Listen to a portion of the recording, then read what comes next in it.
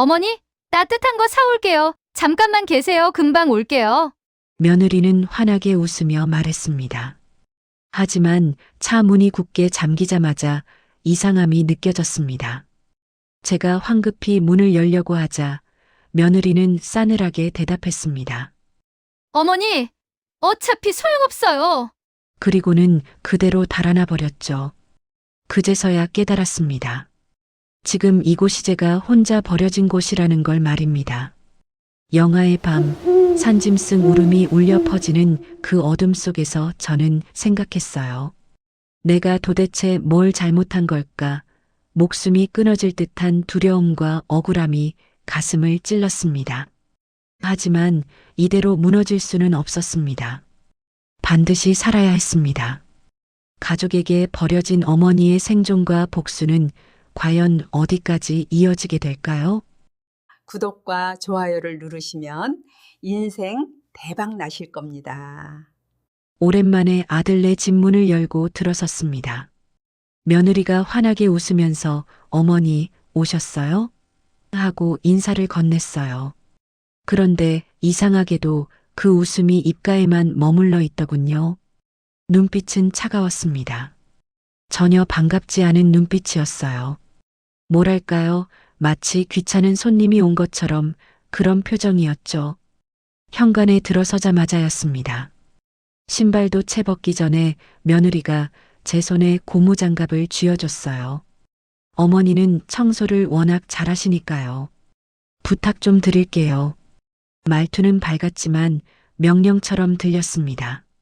나는 오랜만에 온 아들네 집에서 쉬지도 못하고 바로 걸레를 들어야 했어요.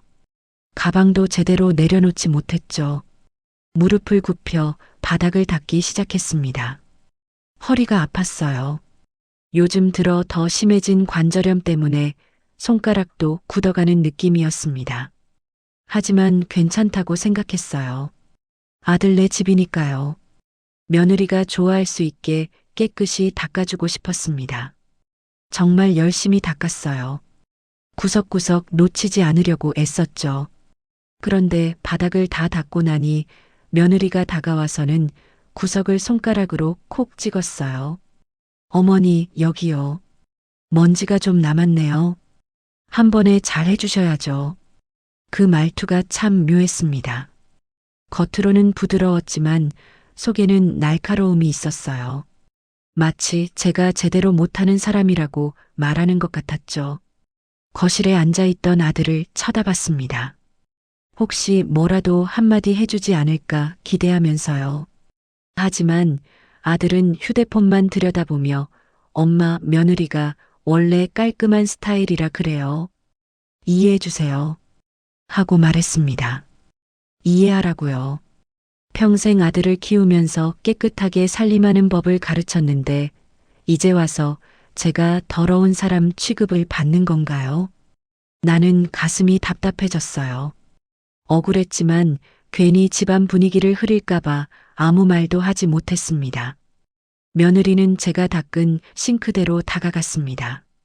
그러더니 다시 스펀지를 들고 문지르기 시작했어요. 어머니는 그냥 쉬세요. 제가 다시 할게요. 하지만 그 말투는 분명했습니다. 내가 하는 게 더 낫다는 뜻이었어요. 제가 한 게 마음에 안 든다는 거였죠.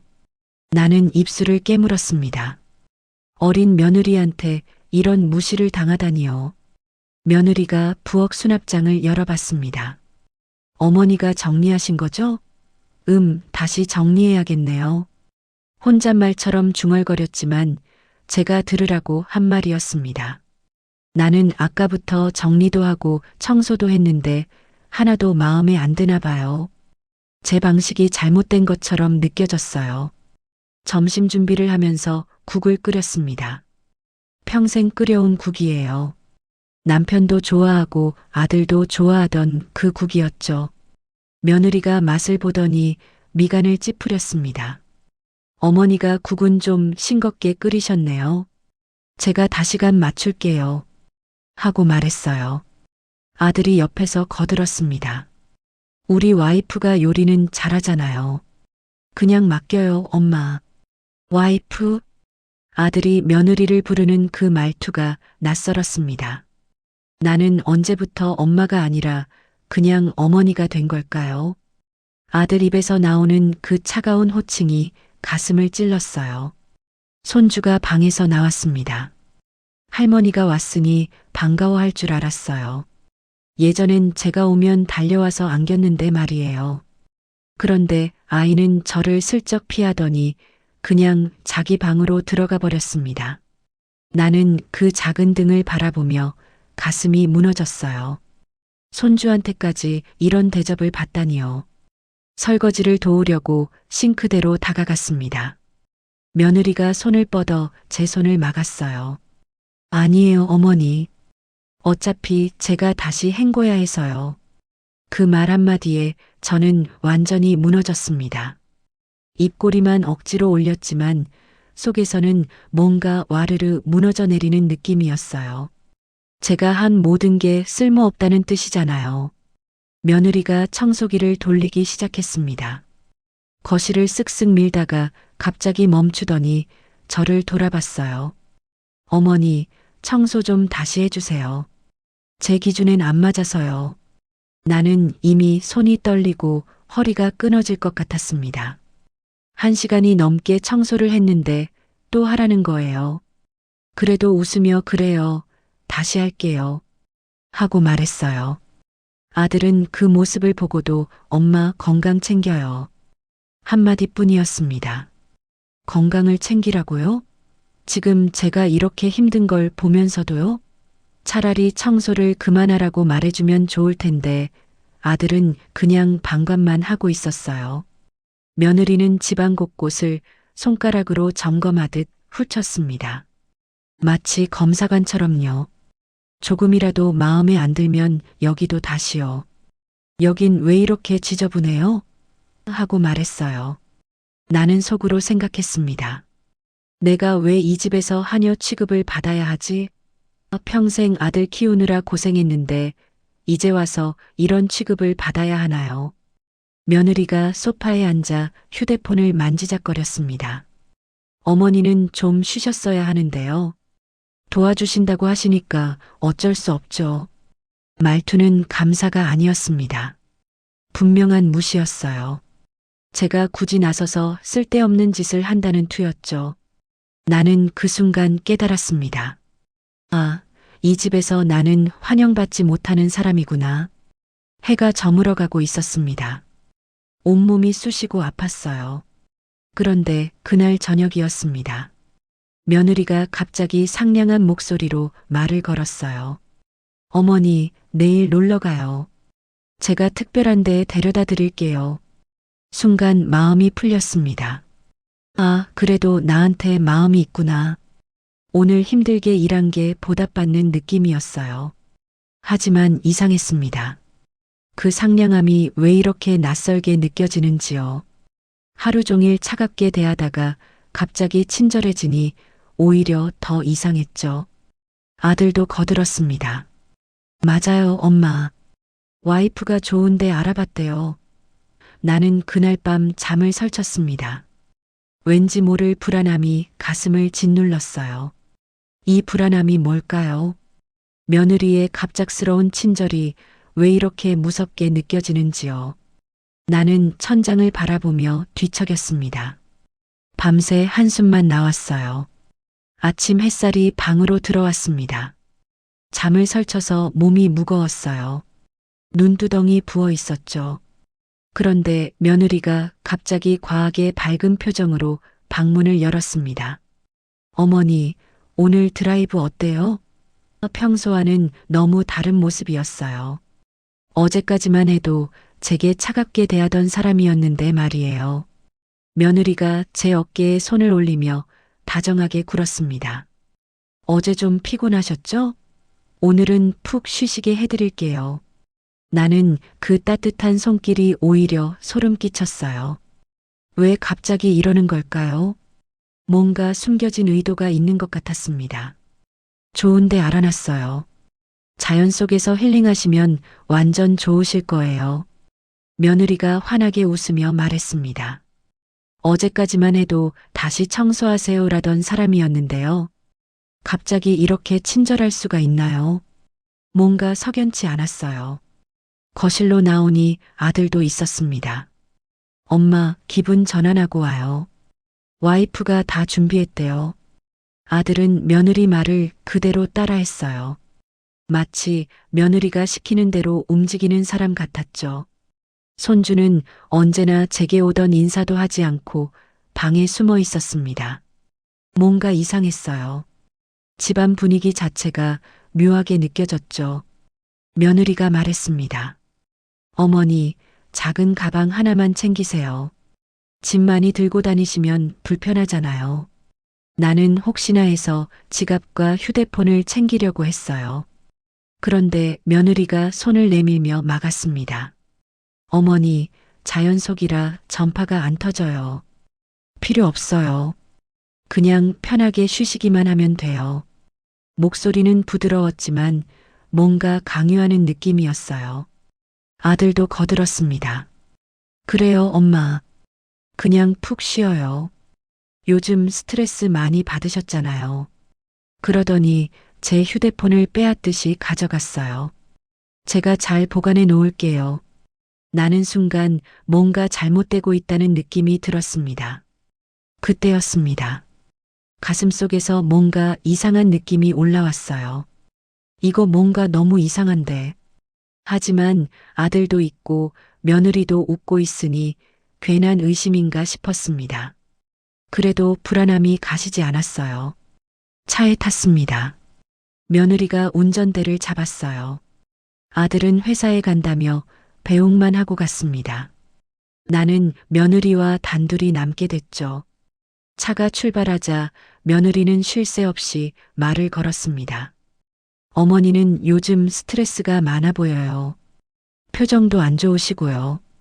잠깐 아무것도 안 하고 숨어서 쉬는 곳 같은 데 가면 너무 좋아요. 제가 거기 가봤는데 완전 힐링됐거든요. 며느리의 말투는 친절했지만 뭔가 계산적으로 느껴졌어요. 나는 괜히 불안해서 창밖만 바라봤습니다. 도시를 벗어나기 시작했습니다. 도로가 점점 한산해졌어요. 차들도 별로 보이지 않았죠. 며느리가 내비게이션을 껐습니다. 여긴 제가 아는 비밀 장소예요. 내비로는 안 나와요. 그 말이 왠지 무섭게 들렸습니다. 길은 점점 숲속으로 휘어들어갔습니다. 차는 울퉁불퉁한 비포장도로로 향했어요. 나무들이 점점 빽빽해지고 주변은 어두워졌습니다. 손을 꽉 쥐었어요. 멀리 가는 거니? 얼마나 더 가야 해? 조심스럽게 물었습니다. 며느리가 웃으며 대답했습니다. 금방이에요. 어머니는 그냥 쉬세요. 좀만 더 가면 돼요. 하지만 표정에 미세한 조급함이 보였습니다. 뭔가 서두르는 것 같았어요. 자꾸 백미러를 확인하면서 운전하는 모습이 심상치 않았죠. 차 안 공기가 갑자기 답답해졌습니다. 숨쉬기가 힘들 정도였어요. 내가 뭘 잘못했나? 왜 이렇게 불안할까? 불길한 느낌이 가슴을 짓눌렀습니다. 며느리가 백미러로 저를 힐끔힐끔 확인했어요. 마치 제가 도망갈까봐 감시하는 것처럼요. 창밖을 보니 이제는 정말 사람이 살지 않는 곳 같았습니다. 나무만 빽빽하고 집도 보이지 않았어요. 어느 순간 며느리가 라디오 소리를 크게 높였습니다. 시끄러운 음악이 차 안을 가득 채웠어요. 말을 걸고 싶어도 그 소리에 묻혀버렸죠. 그 순간 백미러에 비친 며느리 얼굴을 봤습니다. 아무 감정도 느껴지지 않았어요. 차가운 얼굴이었습니다. 마치 인형 같았죠. 그 표정이 너무 무서웠어요. 나는 본능적으로 느꼈습니다. 오늘 뭔가 큰일이 나겠다. 심장이 빠르게 뛰기 시작했어요. 손에 땀이 났습니다. 차문을 잡아봤지만 이미 잠겨 있었어요. 하지만 차는 멈추지 않고 계속 산속으로 들어가고 있었습니다. 나는 입술을 깨물며 생각했죠. 이러다 정말 큰일 나는 거 아닌가. 며느리가 갑자기 말했습니다. 어머니, 조금만 참으세요. 거의 다 왔어요. 그 말투가 왠지 섬뜩했어요. 무엇을 참으라는 걸까요? 나는 더 이상 참을 수가 없었습니다. 여기 어디야? 우리 어디 가는 거야? 목소리가 떨렸어요. 며느리는 대답하지 않았습니다. 그냥 운전만 했어요. 점점 더 깊은 산속으로 들어가고 있었습니다. 차는 어느새 마을도 없는 산속 깊은 곳으로 들어가고 있었습니다. 양옆은 울창한 나무뿐이었어요. 사람 그림자조차 보이지 않았습니다. 나는 창밖을 보며 점점 더 불안해졌어요. 이런 깊은 산속에 대체 무엇이 있다는 걸까요? 여기 맞아? 정말 여기가 맞는 거야? 조심스럽게 물었습니다. 며느리는 짧게 대답했어요. 응. 그 말투는 더 이상 장난스럽지도 친절하지도 않았습니다. 차갑고 무뚝뚝했어요. 마치 다른 사람이 된 것 같았죠. 차가 급격히 속도를 줄이기 시작했습니다. 숲길 한가운데였어요. 주변은 나무로 가득했고 하늘도 제대로 보이지 않았습니다. 며느리가 시동을 껐어요. 갑자기 세상이 고요해졌습니다. 엔진 소리가 멈추자 새소리마저 들리지 않았어요. 어머니, 잠깐만요. 화장실 좀 다녀올게요. 며느리가 말했습니다. 나는 차에서 내렸어요. 바람을 쐬려고요. 하지만 공기는 너무 싸늘하고 눅눅했습니다. 햇빛도 제대로 들지 않는 곳이었어요. 주변을 둘러봤습니다. 길이라고 부르기도 힘든 곳이었어요. 바닥은 젖은 흙과 낙엽으로 뒤덮여 있었고 여기저기 풀들이 무성했습니다. 발을 디딜 때마다 푹푹 빠지는 느낌이었어요. 멀리서 새 울음소리 같은 게 들렸습니다. 아니, 그게 새소리였을까요? 뭔가 다른 소리 같기도 했어요. 며느리가 차 문을 닫으며 말했습니다. 어머니, 여기 딱 기다리세요. 금방 돌아와요. 나는 무언가 이상해서 차 문을 잡으려고 했어요. 하지만 며느리가 손을 뿌리쳤습니다. 어머니, 차에 타 계시면 위험해요. 그 말이 왜 나왔을까요? 무엇이 위험하다는 걸까요? 며느리가 차에 올라탔습니다. 나는 어디 가는 거야? 하고 물었어요. 며느리가 미소를 지었습니다. 그런데 그 미소가 너무 이상했어요. 사람이 짓는 미소가 아니었습니다. 입만 웃고 있을 뿐 눈은 전혀 웃지 않았어요. 따뜻한 음식 좀 사올게요. 금방 와요. 좀만 계세요. 며느리가 말했습니다. 그리고 차 문을 잠가버렸어요. 나는 두드리며 소리쳤습니다. 아, 뭐 하는 거야? 문 열어. 손으로 차창을 두드렸지만 며느리는 움직이지 않았어요. 며느리가 유리창을 조금 내렸습니다. 어머니, 그냥 여기 계세요. 소리 질러도 사람이 없어서 소용없어요. 그 한마디가 칼처럼 가슴을 찔렀습니다. 무슨 뜻일까요? 설마, 정말 설마요. 차가 천천히 뒤로 물러나기 시작했습니다. 방향을 바꾸더니 앞으로 나가기 시작했어요. 어디 가는 거야?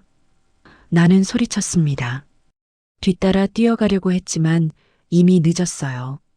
며느리는 고개를 숙이고 가속 페달을 밟았습니다. 차는 먼지를 날리며 산 아래로 사라져 버렸어요. 그 순간 나는 완전히 혼자가 됐습니다.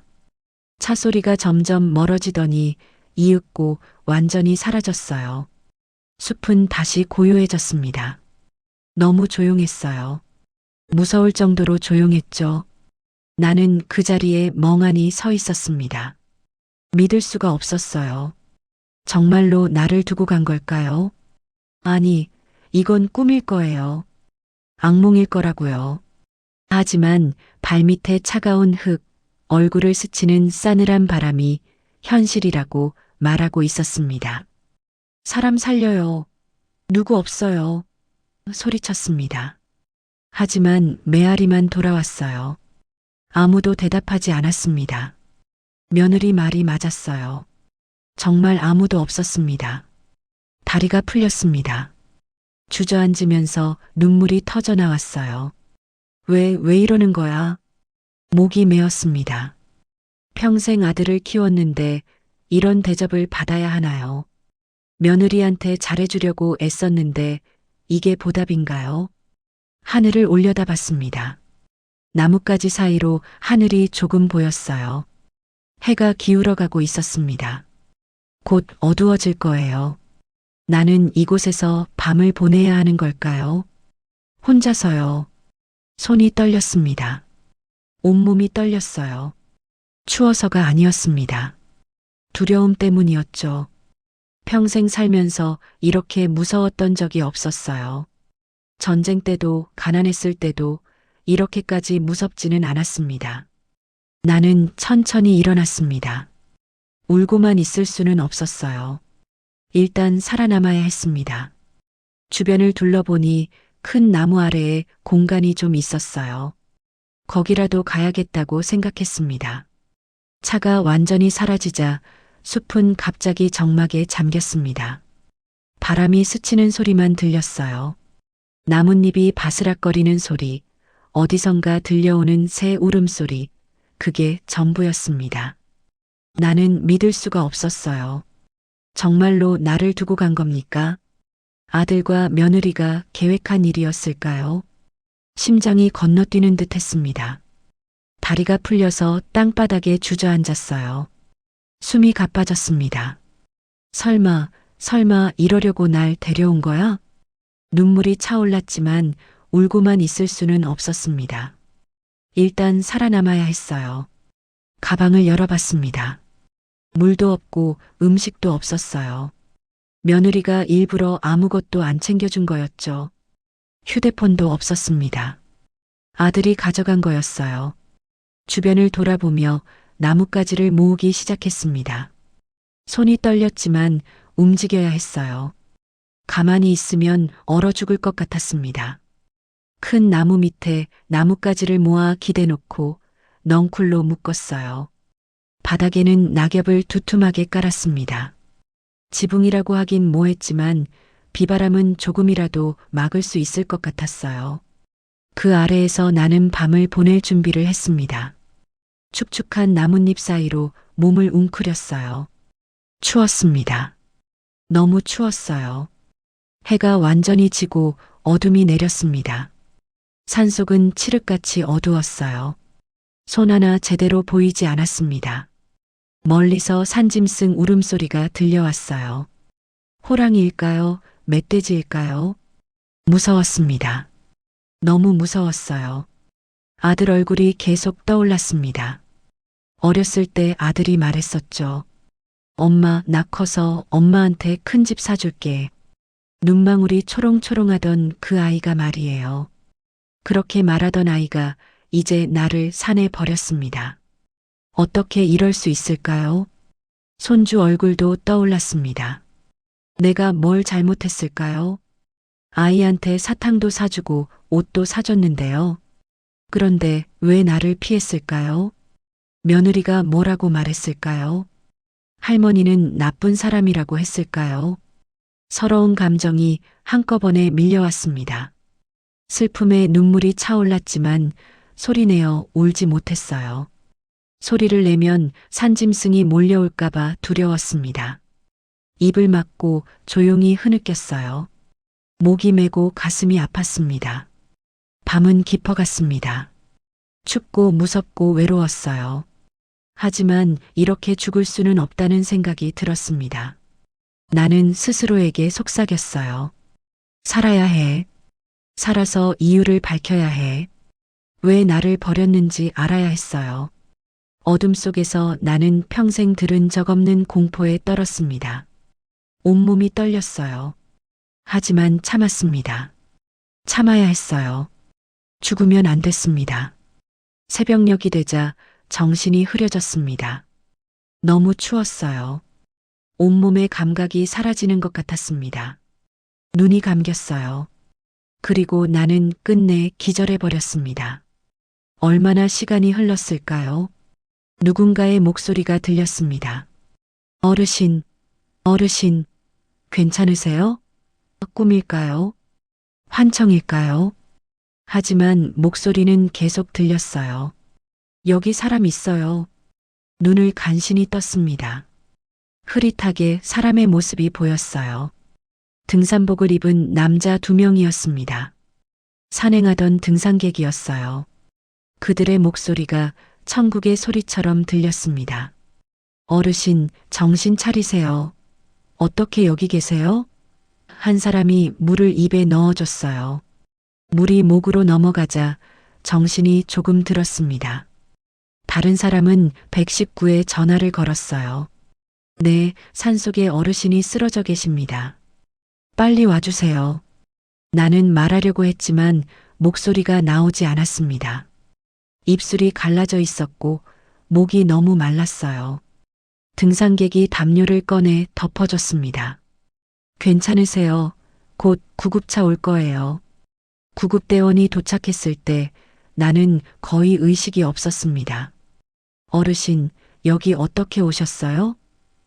누군가 물었지만 나는 대답할 힘조차 없었어요. 들것에 실려 산을 내려갔습니다. 병원으로 옮겨지는 동안 누군가 외쳤습니다. 저체온증입니다. 빨리 처치하세요. 나는 눈을 감았어요. 더 이상 버틸 힘이 없었습니다. 며칠 동안 나는 중환자실에서 버텼습니다. 의식이 왔다 갔다 했어요.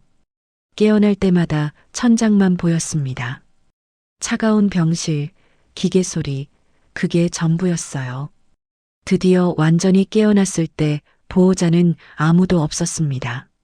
아들도 며느리도 오지 않았어요. 침대 옆은 텅 비어 있었습니다. 나는 그때 확신했어요. 아들까지 나를 버린 거라고요. 사회복지사가 왔습니다. 어르신, 주소지 가족에게 연락했는데 받지 않으시네요. 눈물이 나고 싶었지만 참았어요. 울면 안 될 것 같았습니다. 더 이상 약해지면 안 됐어요. 며칠 뒤 회복하자 퇴원 준비를 했습니다. 갈 곳이 없었어요. 집으로는 돌아갈 수 없었습니다. 산에 버린 며느리가 다시 올까봐 두려웠어요. 그리고 아들은 이제 믿을 수 없었습니다. 어디로 가야 할까요? 한참을 고민했어요. 생각 끝에 죽은 남편이 쓰던 옛 공방이 떠올랐습니다. 그곳밖에 없었어요. 마지막으로 기댈 곳은 그뿐이었습니다. 버스 정류장에 섰습니다. 몸은 여전히 아팠지만 움직여야 했어요. 버스가 왔습니다. 나는 몸을 실었어요. 창밖을 보며 생각했습니다. 이제 어떻게 살아야 할까? 산속에서 이틀째 되는 날이었습니다. 정확히는 얼마나 시간이 흘렀는지도 모르겠어요. 의식이 왔다 갔다 했습니다. 눈을 뜨면 하늘이 보였고 눈을 감으면 아무것도 보이지 않았어요. 온몸이 얼어붙는 것 같았습니다. 갑자기 멀리서 목소리가 들렸습니다. 여기 사람 있는 것 같은데? 남자 목소리였어요. 꿈일까요? 나는 눈을 뜨려고 애썼지만 눈꺼풀이 너무 무거웠습니다. 어르신, 어르신, 괜찮으세요? 누군가 제 어깨를 흔들었어요. 그 목소리가 천국의 소리처럼 들렸습니다. 나는 간신히 눈을 떴어요. 흐릿하게 두 사람의 모습이 보였습니다. 등산복을 입은 남자들이었어요. 산행하던 등산객이었습니다. 어르신, 정신 차리세요. 여기 어게 오셨어요? 한 사람이 다급하게 물었습니다. 나는 입술을 움직였지만 소리가 나오지 않았어요. 목이 너무 말랐습니다. 입술이 갈라져서 피가 맺혀 있었죠. 등산객이 배낭에서 물병을 꺼내 제 입에 넣어줬습니다. 천천히 드세요. 천천히요. 물이 목으로 넘어가자 정신이 조금 들었어요. 목이 타들어가는 것 같았습니다. 물 한 모금이 이렇게 귀한 줄 몰랐어요. 다른 등산객이 휴대폰을 꺼내 119에 전화를 걸었습니다. 네, 산속에 어르신이 쓰러져 계십니다. 위치는요? 그가 GPS를 확인하며 위치를 알려줬어요. 네, 빨리 와주세요. 상태가 안 좋으십니다. 나는 말하려고 했습니다. 며느리가 나를 버렸다고 도와달라고 말하고 싶었어요. 하지만 목소리가 나오지 않았습니다. 너무 약해져 있었어요. 등산객이 제 손을 꽉 잡아줬습니다. 괜찮으세요? 구급차 곧 와요. 조금만 버티세요. 한 사람이 자기 재킷을 벗어 제게 덮어줬어요. 추우시죠? 이거라도 덮으세요. 따뜻한 재킷이 몸을 감쌌습니다. 그 따뜻함에 눈물이 났어요. 낯선 사람이 이렇게 친절한데 내 가족은 나를 산에 버렸습니다. 시간이 얼마나 지났을까요? 멀리서 헬리콥터 소리가 들렸습니다. 구급대원들이 도착했어요. 어르신, 여기 어떻게 오셨어요? 가족분은 어디 계세요? 젊은 대원이 물었습니다. 나는 고개를 저었어요. 가족이요? 가족이 나를 여기 버렸는데요. 들것에 실렸습니다. 등산객 한 분이 제 손을 잡으며 말했어요. 어르신, 꼭 괜찮아지세요. 건강하세요. 고마웠습니다. 정말 고마웠어요. 낯선 사람의 따뜻한 손길이 이렇게 고마울 줄 몰랐습니다. 산을 내려가는 동안 의식이 흐려졌습니다. 누군가 외쳤어요. 저체온증입니다. 빨리 처치하세요. 바쁘게 움직이는 소리가 들렸습니다. 나는 눈을 감았어요. 더 이상 버틸 힘이 없었습니다. 병원에 도착했습니다. 응급실 불빛이 눈부셨어요. 의사와 간호사들이 바쁘게 움직였습니다. 혈압이 떨어지고 있습니다. 수액 연결하세요. 여러 목소리가 들렸지만 무슨 말인지 이해할 수 없었어요. 중환자실로 옮겨졌습니다. 며칠 동안 의식이 왔다 갔다 했어요. 깨어날 때마다 차가운 병실만 보였습니다. 기계 소리가 삐삐 울렸어요. 천장만 하얗게 보였습니다. 창문 너머로 하늘이 보였지만 아무 의미가 없었어요. 간호사가 왔습니다. 어르신, 가족분께 연락하려고 하는데 연락처가 없으시네요. 나는 고개를 돌렸어요. 가족이요. 연락해봤자 소용없습니다. 그들은 나를 버렸어요. 사회복지사가 찾아왔습니다. 어르신, 주소지 가족에게 연락을 시도했는데 받지 않으시네요. 계속 전화를 드려볼게요. 나는 눈물이 나고 싶었지만 참았습니다. 울면 안 될 것 같았어요. 더 이상 약해지면 안 됐습니다. 드디어 완전히 깨어났을 때 보호자는 아무도 없었습니다. 침대 옆은 텅 비어 있었어요. 다른 환자들 침대 옆에는 가족이 있었는데 제 자리만 비어 있었습니다. 그 빈자리가 너무 처량했어요. 아들도 며느리도 오지 않았습니다. 손주도 보이지 않았어요. 나는 그때 확신했습니다. 아들까지 나를 버린 거라고요. 며느리만 그런 게 아니었어요. 아들도 알고 있었던 겁니다. 며칠이 더 지났습니다. 체력이 조금씩 돌아왔어요. 죽을 만큼 약했던 몸이 조금씩 회복되기 시작했습니다. 하지만 마음은 회복되지 않았어요. 가족에게 버려진 상처는 깊었습니다. 의사가 말했습니다. 많이 회복되셨어요. 곧 퇴원하셔도 될 것 같습니다. 퇴원이요. 어디로 가라는 걸까요? 집으로 돌아갈 수는 없었습니다. 산에 버린 며느리가 다시 올까봐 두려웠어요. 사회복지사가 다시 왔습니다. 어르신, 가족이 계속 연락이 안 되시네요.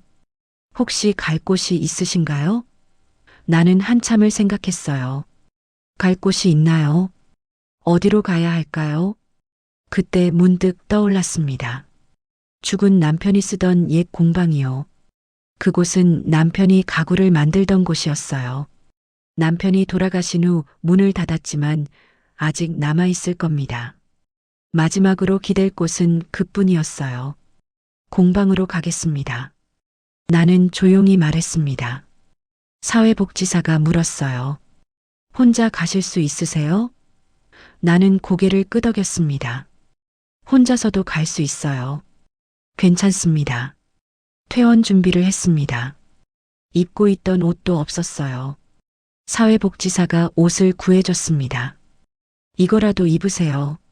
나는 고마워했어요. 모든 게 낯선 사람의 도움이었습니다. 병원을 나섰습니다. 바깥 공기가 차가웠어요. 버스 정류장으로 걸어갔습니다. 몸은 여전히 아팠지만 움직여야 했어요. 살기 위해서요. 버스가 왔습니다. 나는 몸을 실었어요. 창밖을 보며 생각했습니다. 이제 어떻게 살아야 할까? 앞으로 뭘 해야 할까? 하지만 답은 나오지 않았습니다. 버스에서 내려 공방으로 향했습니다. 오랜만에 오는 길이었어요.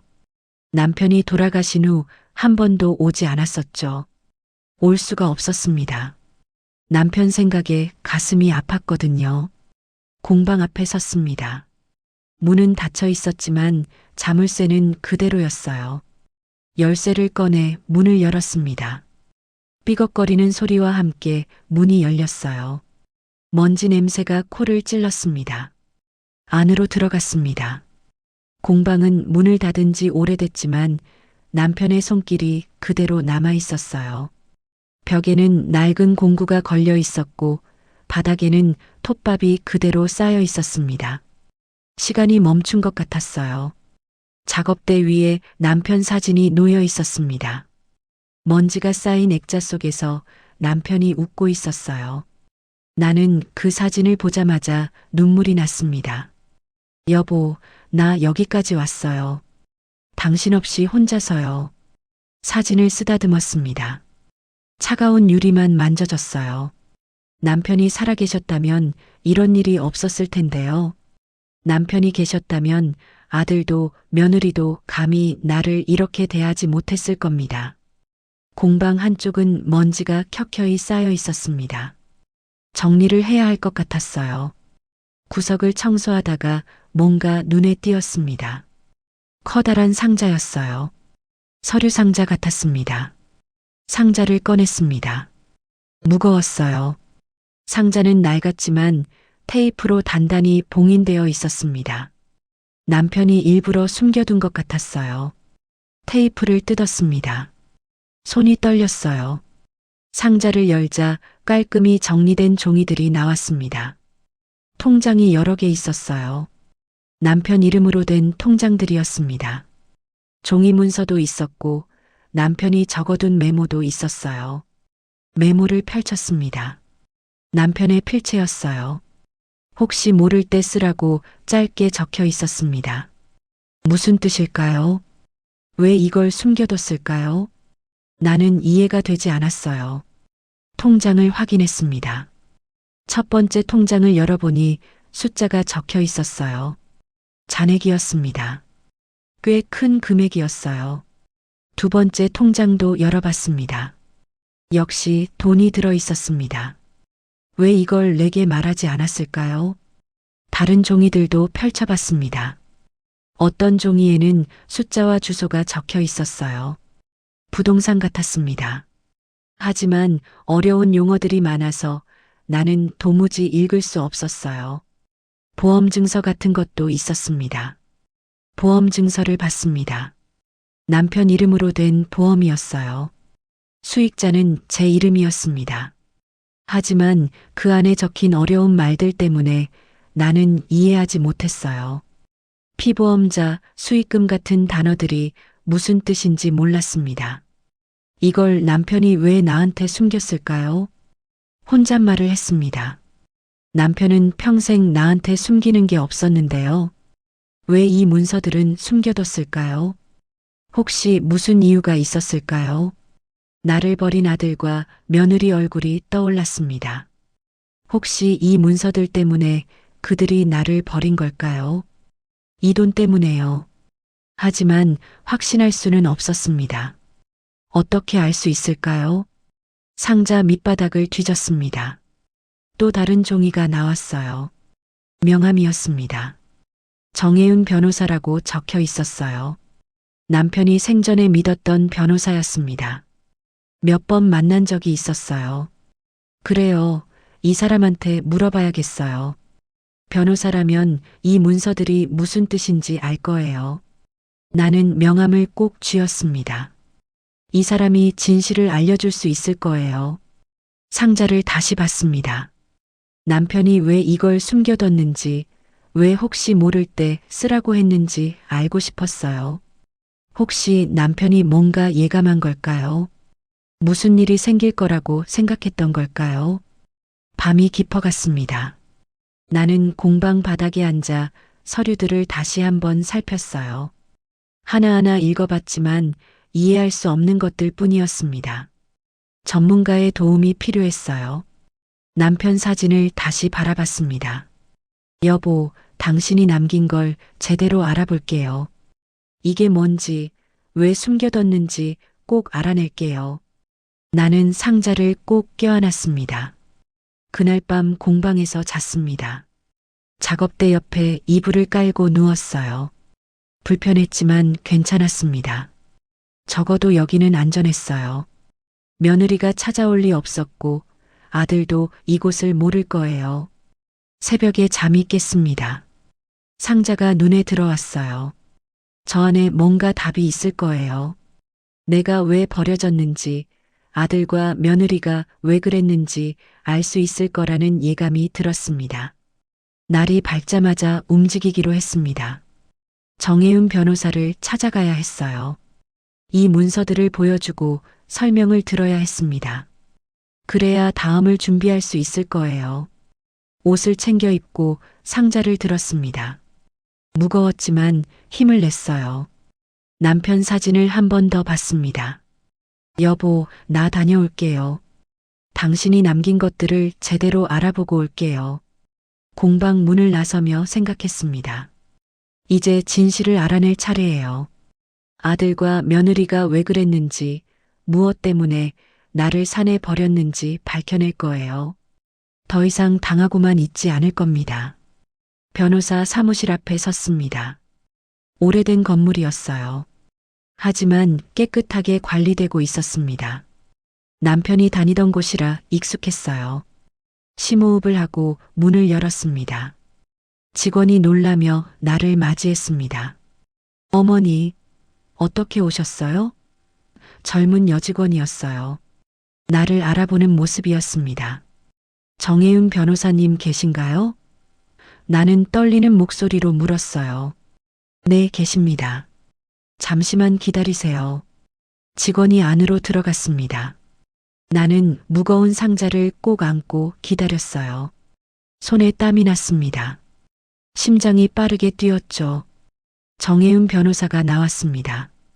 남편과 오랫동안 일했던 사람이에요. 70대 초반쯤 되어 보였습니다. 백발이었지만 정정해 보였어요. 형수님, 무슨 일이세요?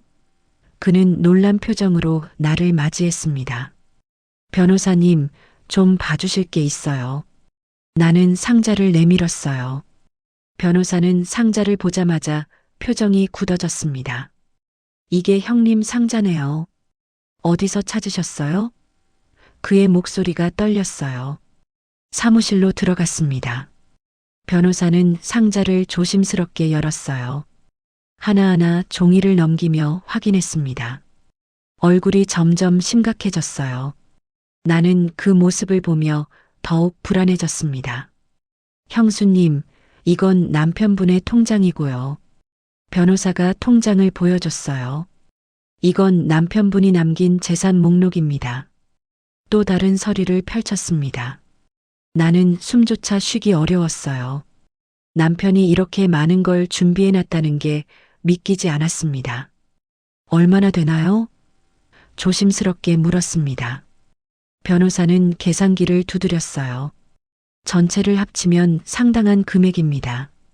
형수님, 그는 천천히 말했습니다.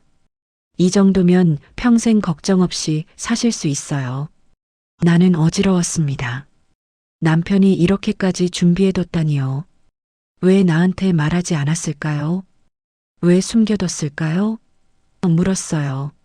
변호사는 한숨을 쉬었습니다. 형님이 혹시 모를 일을 대비하신 것 같습니다. 변호사는 또 다른 종이를 꺼냈습니다. 형수님, 여기 좀 보세요. 그가 가리킨 종이에는 날짜와 이름이 적혀 있었어요. 여기에 누가 이 문서들을 들여다본 기록이 있습니다. 그게 뭐예요? 나는 이해할 수 없었어요. 변호사는 더 쉽게 설명했습니다. 어머님 몰래 누군가 형님 재산을 알아보려고 한 겁니다. 법무사를 통해서요. 그 말에 가슴이 철렁 내려앉았습니다. 누구예요? 떨리는 목소리로 물었어요. 변호사는 조심스럽게 내 눈을 바라보며 말했습니다. 여기 적힌 이름이요. 그는 잠시 말을 멈췄어요. 며느님 성함입니다. 내 온몸이 얼어붙었습니다. 며느리요? 며느리가 남편 재산을 알아봤다고요? 언제부터요? 간신히 물었습니다. 6개월 전부터입니다. 변호사가 대답했어요. 6개월 전이면 제가 며느리네 집에 자주 놀러 가던 때였어요. 그때 며느리가 친절하게 대해줬었죠. 그게 다 계획이었던 건가요? 제 재산을 노리고 있었던 거예요. 변호사는 말투를 더 부드럽게 바꿨습니다. 형수님, 더 말씀드릴 게 있습니다. 그가 다른 서류를 꺼냈어요. 아드님도 함께 움직인 흔적이 있습니다. 뭐라고요? 나는 믿을 수 없었어요. 아들도요? 변호사는 고개를 끄덕였습니다. 네, 둘이 같이요. 어머님 몰래 준비했다는 뜻입니다. 나는 기절할 것 같았습니다. 산에 버려진 그날이 떠올랐어요.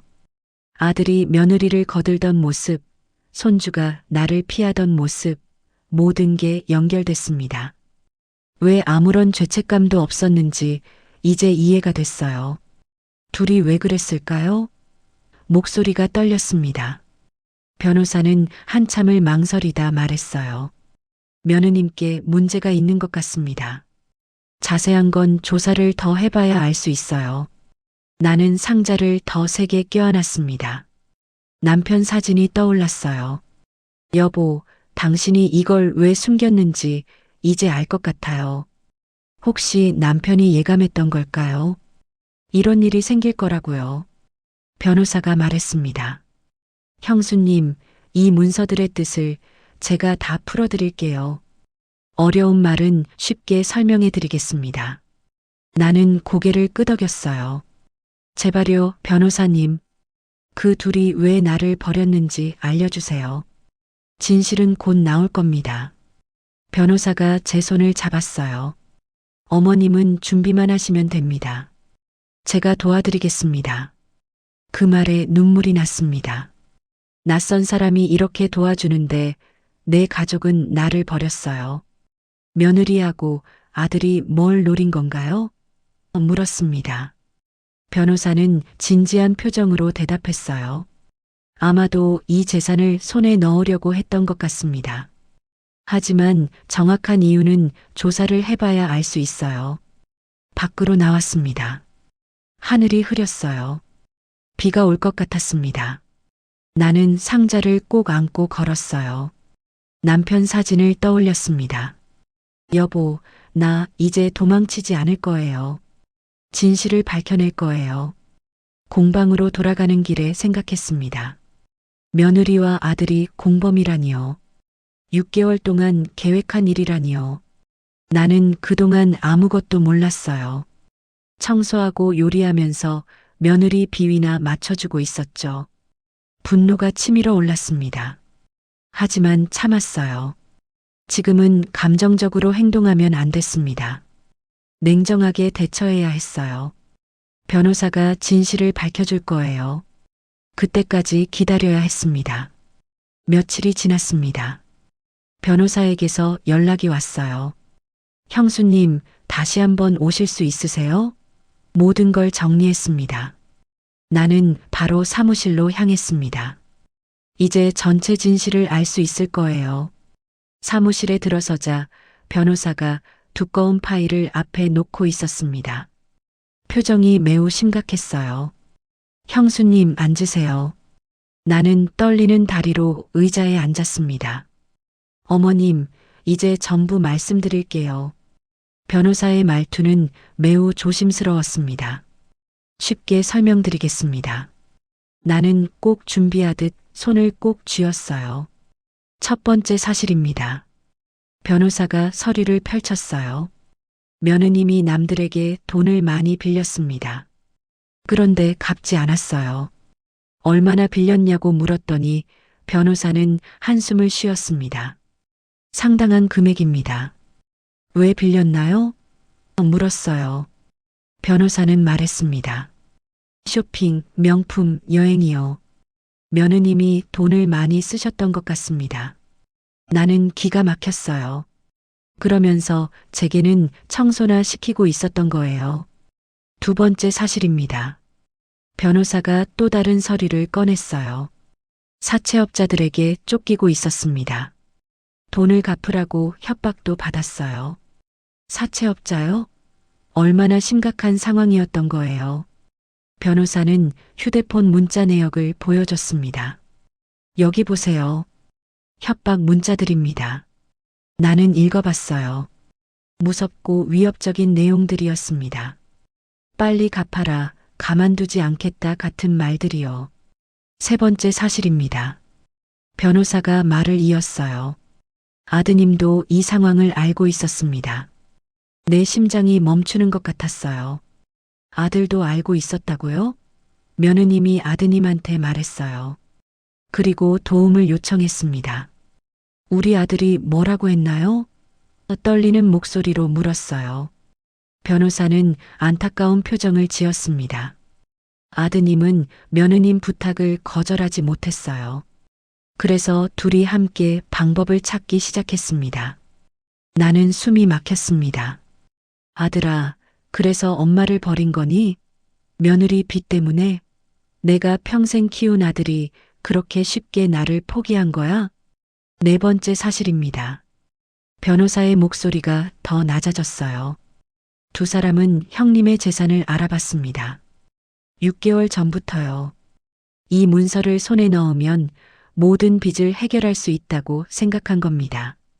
변호사가 또 다른 서류를 보여줬어요. 며느님이 법무사를 찾아갔습니다. 형수님 명의 재산을 조회하려고요. 하지만 직접 조회는 안 되니까 다른 방법을 찾았죠. 무슨 방법이요? 나는 물었어요. 변호사는 말했습니다.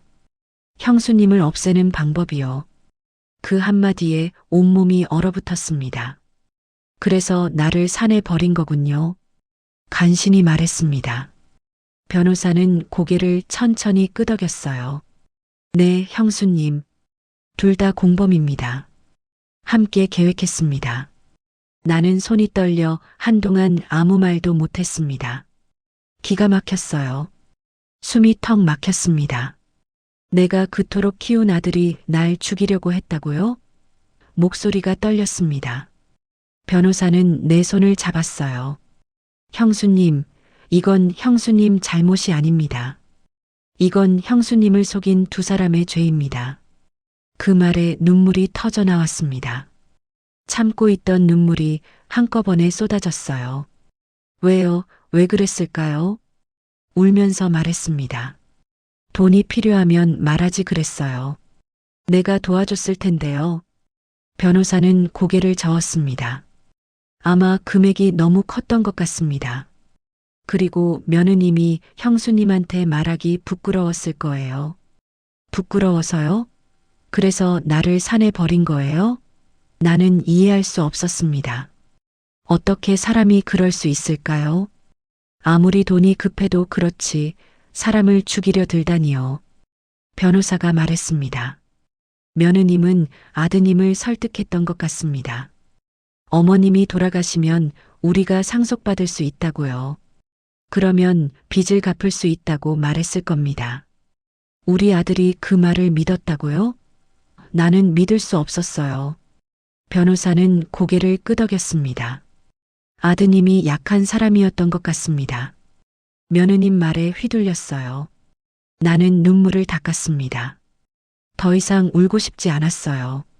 이제 어떻게 해야 하나요? 변호사가 말했습니다. 경찰에 신고해야 합니다. 이건 명백한 범죄예요. 경찰에요? 나는 망설여졌어요. 그래도 내 아들인데요. 하지만 변호사가 말했습니다. 형수님, 그들은 형수님을 죽이려 했습니다. 이건 용서할 수 있는 일이 아니에요. 맞아요. 그들은 나를 산에 버렸어요. 추운 산 속에서 죽으라고 버렸습니다.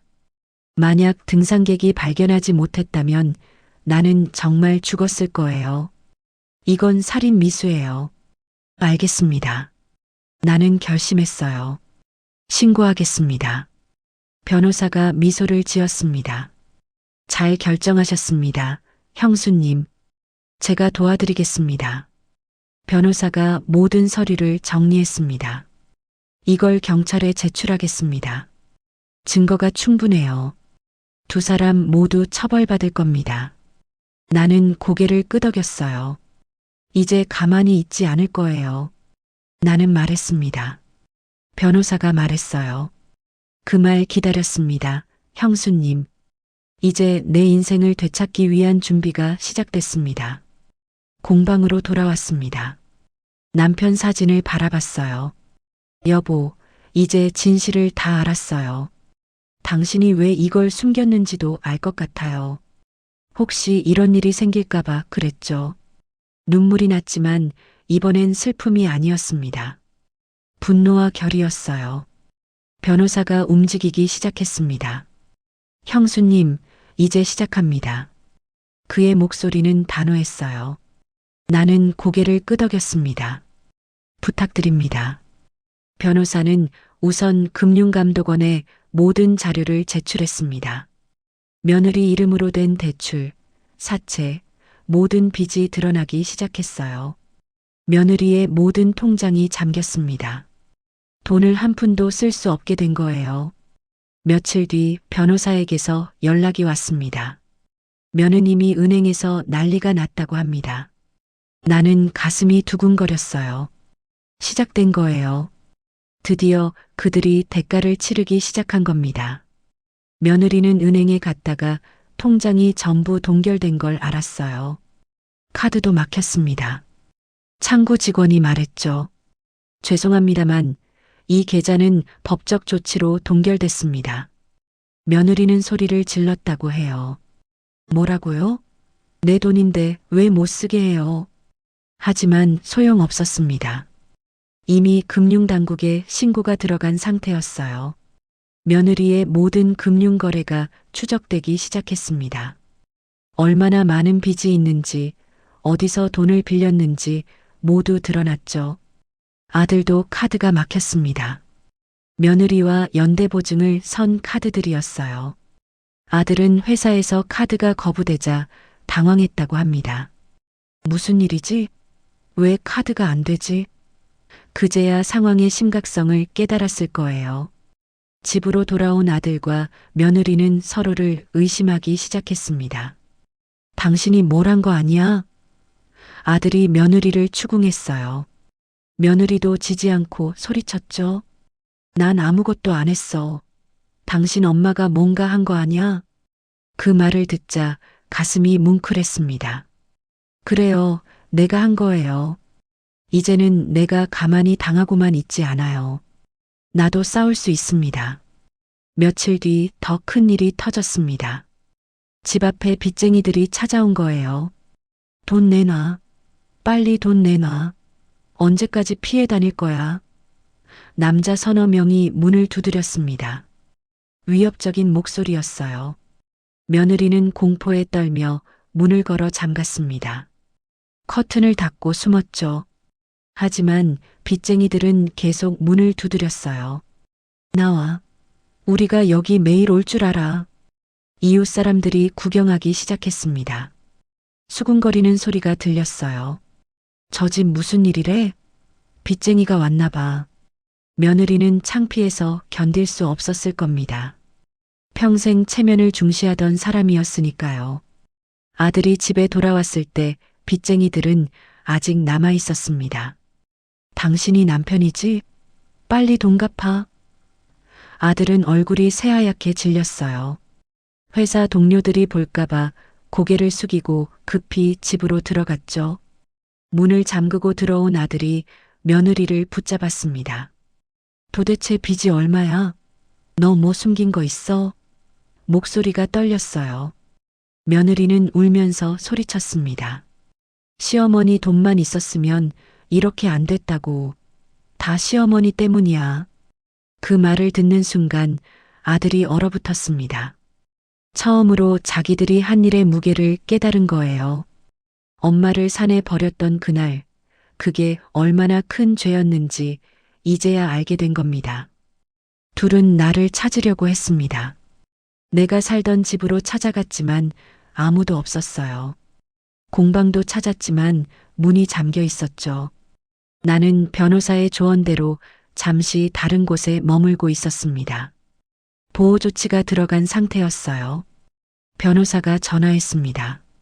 형수님, 두 사람이 형수님을 찾고 있습니다.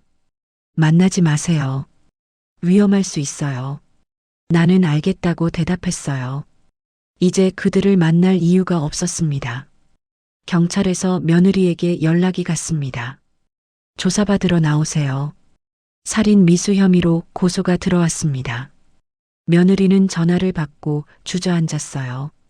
엉엉 울면서 아들을 붙잡았죠. 어떻게. 하지만 아들도 어쩔 수 없었습니다. 아들도 경찰에서 연락을 받았습니다. 공범 혐의로 조사하겠습니다. 출석하세요. 아들은 회사에도 말하지 못했어요. 휴가를 내고 경찰서에 갔습니다. 경찰 조사가 시작됐습니다. 모든 증거가 있었어요. 며느리가 재산을 조회한 기록, 사채를 쓴 내역, 산에 나를 버린 날의 차량 이동 기록까지 모두 나왔습니다. 변호사가 철저하게 준비했던 거예요. 며느리는 경찰서에서 계속 울기만 했습니다. 저도 어쩔 수 없었어요. 빚이 너무 많아서요. 하지만 경찰은 냉정했어요. 그래도 사람을 산에 버릴 수는 없는 거 아닙니까? 아들은 며느리를 원망했습니다. 당신 때문에 내가 이렇게 됐어. 엄마한테 미안하다고 말해야 돼. 하지만 며느리도 지지 않았어요. 당신도 찬성했잖아. 같이 계획한 거잖아. 둘은 경찰서에서 서로 책임을 떠넘기며 싸웠습니다. 완전히 무너진 거예요. 한때 사랑한다고 했던 부부가 이제는 서로를 증오하고 있었습니다. 나는 공방에서 조용히 소식을 들었습니다. 변호사가 전화로 모든 걸 알려줬어요. 며느님과 아드님이 완전히 분열됐습니다. 이제 곧 재판이 시작될 겁니다. 이제 곧 끝이 나겠네요. 나는 말했습니다. 산에서 버려진 그날의 두려움이 떠올랐지만 이제는 눈물이 아니라 힘이 차올랐어요. 그래요. 이제는 내가 할 차례예요. 손주 생각이 났습니다. 아이는 뭘 알까요? 엄마 아빠가 경찰서에 가는 걸 보면 얼마나 무서울까요? 하지만 이건 어쩔 수 없는 일이었어요. 그들이 자초한 일입니다. 밤이 깊어갔습니다. 나는 남편 사진을 바라봤어요. 여보, 지금 보고 있어요? 당신이 남긴 것들로 제가 싸우고 있어요. 이제 조금만 더 버티면 돼요. 다음 날 아침 변호사에게서 전화가 왔습니다. 형수님, 검찰에서 기소했습니다. 재판이 시작됩니다. 드디어요. 드디어 그들이 법의 심판을 받게 되는 겁니다. 재판이 시작됐습니다. 나는 증인으로 법정에 섰어요. 판사 앞에 서니 긴장됐습니다. 하지만 진실을 말해야 했어요. 산에 버려졌을 때 어떠셨습니까? 검사가 물었습니다. 나는 떨리는 목소리로 대답했어요. 죽는 줄 알았습니다. 추웠고 무서웠어요. 왜 내 가족이 나를 버렸는지 이해할 수 없었습니다. 며느리는 피고인석에 앉아 고개를 숙이고 있었습니다. 아들도 옆에 앉아 있었어요. 두 사람 모두 초라해 보였습니다. 한때 제게 큰 소리치던 모습은 어디에도 없었어요. 변호사가 모든 증거를 제출했습니다. 재산 조회 기록, 사체 내역, 차량 이동 경로, 휴대폰 문자까지 모든 게 다 나왔어요. 판사는 서류를 넘기며 심각한 표정을 지었습니다. 며느리 변호인이 말했습니다. 피고인은 깊이 반성하고 있습니다. 경제적 어려움 때문에 어쩔 수 없었던 상황을 참작해 주시기 바랍니다. 하지만 검사가 반박했어요. 경제적 어려움이 살인 미수를 정당화할 수는 없습니다. 재판은 석 달간 이어졌습니다. 그동안 나는 공방에서 조용히 지냈어요. 재판에 갈 때마다 가슴이 아팠습니다. 아들의 초라한 모습을 볼 때마다 마음이 무너졌어요.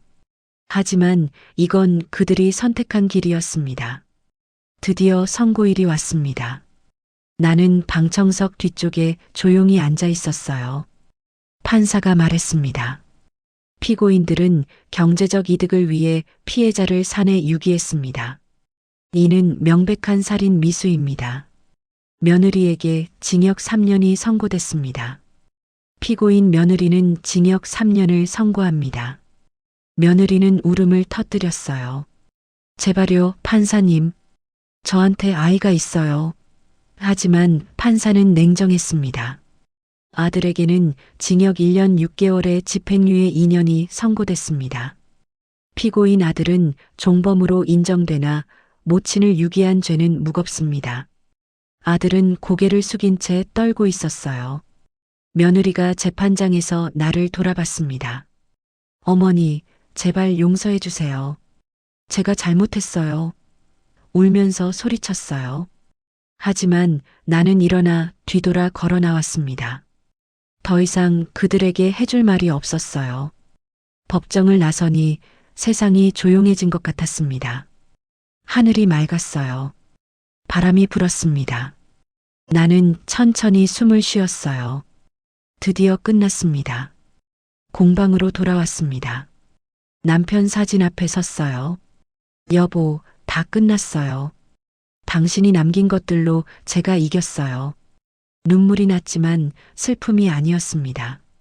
안도였어요. 며칠 뒤 결정했습니다. 공방을 새로 꾸미기로요. 반찬 가게로 만들기로 했어요. 평생 해온 요리로 새 인생을 시작하는 겁니다. 공사가 시작됐습니다.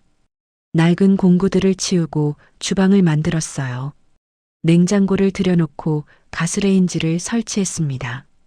벽에는 장독대 사진을 걸었어요. 한 달 뒤 가게가 문을 열었습니다. 할매네 반찬이라는 간판을 달았어요. 작은 가게였지만 정성껏 꾸몄습니다. 김치, 장아찌, 조림, 나물 반찬들을 만들어 팔기 시작했어요. 첫날부터 손님이 왔습니다. 할머니, 이거 직접 만드신 거예요? 네, 다 제 손으로 만든 거예요. 손님들은 맛있다고 칭찬했어요. 어머, 이 김치 정말 맛있네요. 장아찌도 끝내주네요. 동네 사람들이 소문을 냈습니다. 저기 할머니가 하는 반찬 가게 진짜 맛있어. 사장님 손맛이 최고래. 손님이 점점 늘어났어요. 바쁘지만 행복했습니다. 어느 날 손편지가 왔습니다. 손주가 보낸 거였어요. 아이의 서툰 글씨로 적혀 있었습니다. 할머니 보고 싶어요. 할머니가 만들어주신 김치가 그리워요. 할머니 사랑해요. 편지와 함께 그림도 있었습니다. 할머니와 손주가 손을 잡고 있는 그림이었어요. 나는 그 그림을 가게 벽에 붙였습니다. 볼 때마다 마음이 따뜻해졌어요. 아들이 찾아왔습니다. 석 달 만이었어요. 초라한 모습이었습니다. 엄마. 그 한마디에 목이 메었어요. 하지만 나는 냉정하게 말했습니다. 앉아. 아들은 가게 구석에 앉았습니다. 한참을 아무 말도 못하다가 입을 열었어요. 엄마, 미안해요. 정말 미안해요. 눈물을 흘렸습니다. 엄마를 그렇게 대한 게 너무 후회돼요. 나는 조용히 물을 따라줬습니다. 많이 힘들었니? 아들이 고개를 끄덕였어요. 회사에서도 소문났어요. 다들 저를 이상하게 봐요. 아내는 교도소에 있고요. 아이는 제 부모님 댁에 맡겼어요. 그래. 나는 짧게 대답했습니다. 더 이상 할 말이 없었어요. 아들이 말했습니다. 엄마 용서해 주세요. 제발이요. 하지만 나는 고개를 저었어요. 아직은 안 돼. 시간이 필요해. 그 말이 내가 줄 수 있는 마지막 배려였습니다. 아들은 고개를 숙였어요. 알겠어요, 엄마. 기다릴게요. 아들이 나간 뒤 혼자 앉아 있었습니다. 용서할 수 있을까요? 언젠가는 용서할 수 있을까요? 잘 모르겠어요. 하지만 지금은 아닙니다. 시간이 필요해요. 계절이 바뀌었습니다. 겨울이 지나고 봄이 왔어요. 가게는 장사가 잘 됐습니다. 바쁜 하루하루였지만 보람찼어요. 손님들이 고맙다고 인사할 때마다 뿌듯했습니다. 어느 날 저녁 문을 닫고 정리하고 있었습니다. 남편 사진을 바라봤어요. 여보, 나 이제 괜찮아요. 당신 없이도 잘 살고 있어요. 외롭지만 행복해요. 거울을 봤습니다. 주름진 얼굴이 보였어요. 하지만 눈빛만은 살아 있었습니다. 나는 이제 더 이상 버려진 여자가 아니에요. 나는 살아 돌아온 여자입니다. 새벽에 일어나 김장을 담갔습니다. 배추를 절이고 양념을 만들었어요. 손이 시렸지만 괜찮았습니다. 이 손으로 내 인생을 읽어가고 있으니까요. 손님이 왔습니다. 사장님, 오늘도 김치 2kg 주세요. 네, 금방 포장해 드릴게요. 웃으며 김치를 담아줬어요. 손님이 돈을 내며 말했습니다. 사장님 정말 대단하세요. 이 나이에 가게를 새로 시작하시다니. 대단한 게 아니에요. 그냥 살아가는 거죠. 나는 웃으며 대답했습니다. 살아가는 거예요. 하루하루를요. 저녁이 됐습니다. 문을 닫고 집으로 갔어요. 공방 2층에 작은 방을 꾸며 살고 있었습니다. 창문을 열자 별이 보였어요. 예쁜 밤이었습니다. 손주 그림을 다시 봤습니다. 언젠가 아이를 만날 수 있을까요? 아이가 크면 이해할 수 있을까요? 할머니가 왜 이렇게 했는지요? 휴대폰이 울렸습니다. 변호사였어요. 형수님, 잘 지내시죠? 네, 덕분에 잘 지내고 있어요. 다행입니다. 형님이 보시면 정말 기뻐하실 거예요. 전화를 끊고 창밖을 봤습니다. 달이 밝았어요. 그 달빛 아래서 나는 생각했습니다. 앞으로 어떻게 살아갈까? 잘 모르겠어요. 하지만 괜찮아요. 하루하루 최선을 다해 살면 되니까요. 그리고 새로운 하루가 시작됐습니다. 나는 이제 더 이상 과거에 얽매이지 않아요. 앞을 보고 걸어갈 거예요. 천천히 하지만 꿋꿋하게요. 이게 내 인생입니다. 내가 다시 찾은 인생이에요.